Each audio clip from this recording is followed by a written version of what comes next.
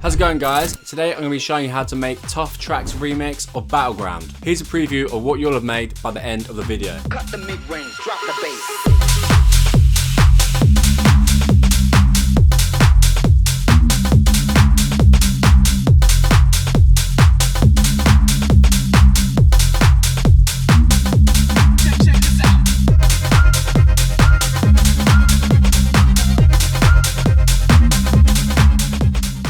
Great, so the track is made up of three main parts: the bass,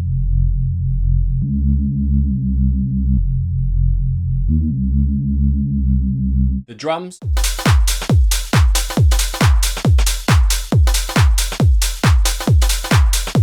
and a vocal pad.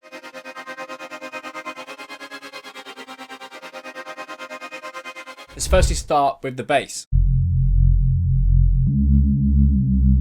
So we're in the key of F minor, which is actually my favorite key. If you're struggling to write a song, just go to F minor. I just find songs easier in F minor. I don't know why. It's my favorite key by a mile. My least favorite is probably like B minor. I really struggle with B minor. I'm not sure why. Again, maybe there's a reason, but yeah, fucking F minor is the absolute GOAT. So the MIDI itself, pretty simple. Just a long F, up to D, D flat, then to C, back to F, and then it just repeats itself, but it's got this little E flat and C. So yeah, pretty simple. If you want to pause it, copy it, feel free. Obviously, when you're releasing your track, make sure you change it because you can't just steal someone's MIDI. So yeah, the bass sound itself is made in Serum and it's a preset for my Speed Gauge Volume 2 pack. The pack's got over 60 presets for making insane speed gauge, like Interplanetary Criminal, Bless, Silver Bumper, Notion, and basically anyone who's been making 6 speed gauge within the last 12 months. So yeah, this pack really sets you apart and gives you that modern speed gauge sound. Great, I'm going to show you now how to make this preset from scratch. Obviously, if you've got the Speed Gauge Volume 2 pack, it's the Craven For You preset. You don't need to do anything. Or if you've got the Ultimate Bundle, it's also in that under the Speed Gauge Volume 2 pack. So yeah, let's crack on and see how it's made from scratch. So you want to initiate the preset, digital harmonic morph, turn on oscillator B, digital harmonic morph. We then want to pitch this down. We then want to change the fine tune, minus, let's say 23, then positive 23 on oscillator B. Then put the octave of both down by -2. There's a slight click, so I'm just going to envelope 1, which is the amplitude envelope, and bring up that attack. Maybe a bit more release. You're going to get a slight click because they are sine waves. But yeah, that basically takes most of it out. But then going to go to this macro, grab it on the wavetable, make sure it's all the way up to 100, do it on both. And let's bring this up and change the wavetable shape. Very nice. And we can also adjust this to taste. Let's go for about here. We then go to this filter, make sure A and B are selected. Let's go for an NG low 24 today. Bring up that drive. That fat. Bring up that attack a little bit more because there's still a bit of a click.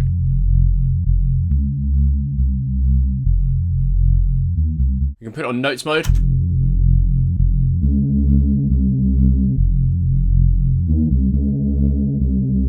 Maybe bring that down. Just hearing concepts with the drums.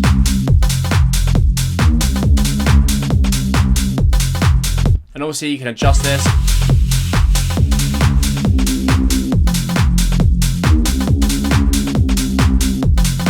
We could also add a sub, maybe -2. Go to the effects. Make it a bit wide. Maybe add a bit of reverb. All these sort of things aren't essential, but obviously it just makes your sound a little bit different to other people's. Distortion.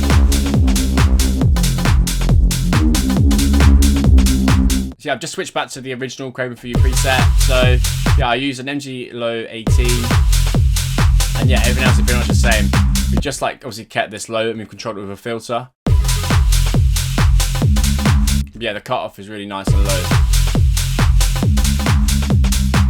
So yeah, it's just creating that low moody sort of respace. Great, so now let's have a look at this pad that sits on top. So this is actually quite interesting.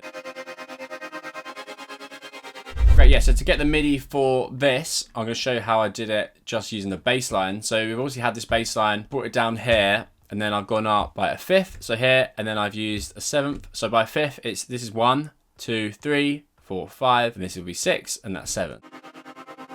So obviously too low. I pitched it up then an octave, so I just made it more high pitched. And I've done the exact same for all of these notes, so go 1, 3, 4, 5, and then 5, 6, 7. And that obviously doesn't fit because it's not in the scale, so then just bring that down.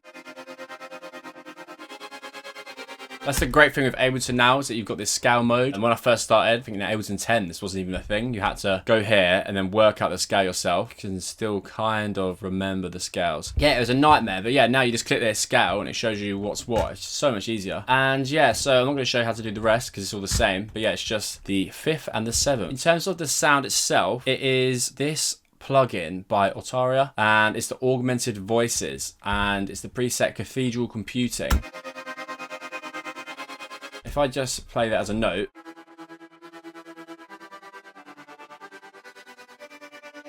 basically just like a pad. So yeah, this is what it sounds like.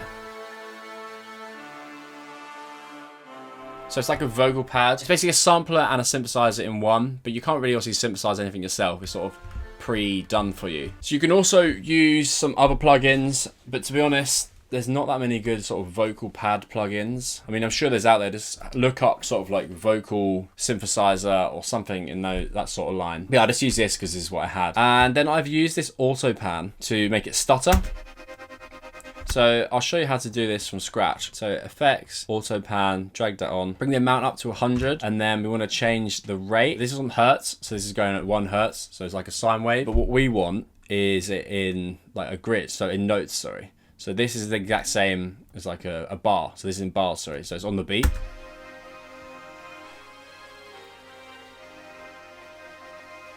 So I put it to 1/16. And I bring that phase down. What you also could do is maybe get rid of the phase fully. And then you could play around the shapes.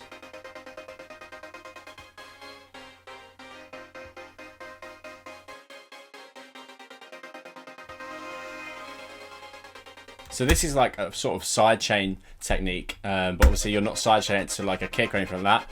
You're just sidechaining it to it's like an LFO, I'm pretty sure. Essentially at this point it's an LFO. So, I mean, that's pretty cool. You can obviously play around, make it unique to yourself. Make some sort of like flumy shit. And then we've got this EQ, which is taking out the low end and just boosting a little bit the highs.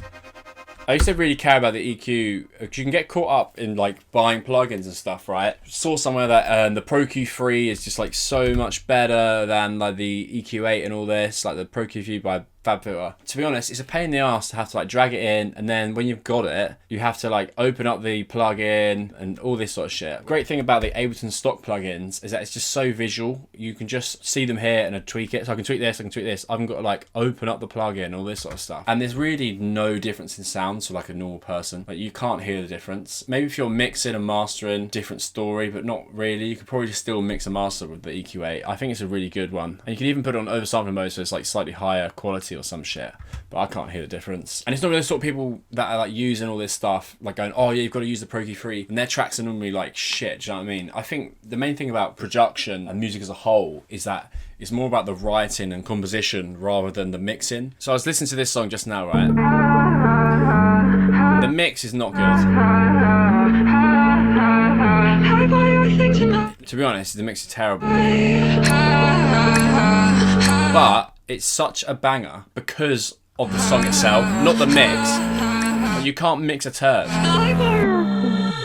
I want your things in my room. I miss you all of the time. I stalk myself on the internet just to see what you'll find.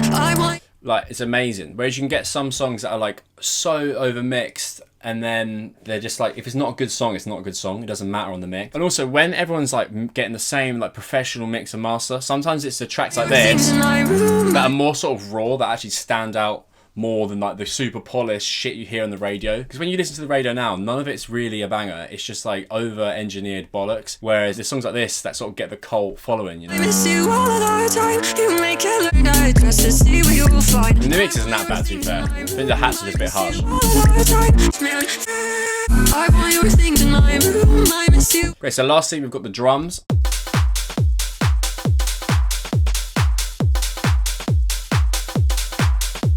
So yeah, all of these drums are from the Speed Garage Volume 3 drums pack. You can get that from the link in the description. This pack's huge. It's got like 400 loops, one shots and effects, and is my go-to. I either use this or I use Speed Garage Volume 2. It's just got like loads of loops. And it's got like loads of one shots, so it's got like cool rides, rims, effects, like loads of ragga effects. And unlike some in like other garage packs, these are all copyright free and stuff because they've been synthesized and they're not just sampled from old tracks. They're all synthesized. Yeah, cool. Then have a look at the drum. Yes, first we got this kick. It's just a really fat kick. And then this clap. Another clap, but it's pan to the left. Then another clap, pan to the right. So as you can hear, the drums are getting nice and wide. Then we got this hat. Then we got this top loop. And then another top loop. So yeah, as you can see, I've really sort of stacked these up and layered them. I don't normally show the MIDI because it's quite basic, but obviously the kick is just on the beat, the clap is on the offbeat, and then the hat is on the sort of offbeat as well. I think that's the offbeat, the clap's on every second beat, sorry. Yeah, then we've got this top loop. Like, none of these drums have any processing. Like, they don't really need it, and if it was like down to mixing and mastering, then you might do it then. But yeah, when I'm producing, I don't really do that much mixing. I sort of save it for like the mix and engineer and stuff like that. And then we just got this other loop. Cool, and then lastly, we've just got these effects. So we've got this string, the M1 string. So this is just from the Korg M1, the soft string preset. And it's just the F pitched up high, ringing out.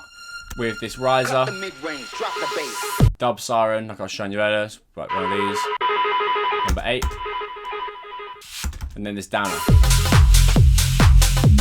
Make sure you use a downer, and when you do, use a kickstart or a side chain. Otherwise, without it, it's going to completely muddy up the mix. It overpowers it, whereas if you do this,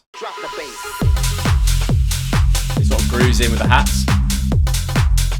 Great guys, thank you very much for watching. I hope you learned something new in that video. I will see you next week. Comment down below if you have any requests or anything like that. But yeah, there's a new Deep House pack. Hopefully by the time this video is out, it's out. I'm hoping anyway, but if not, then it will be out very soon. Thank you guys, I will see you next week.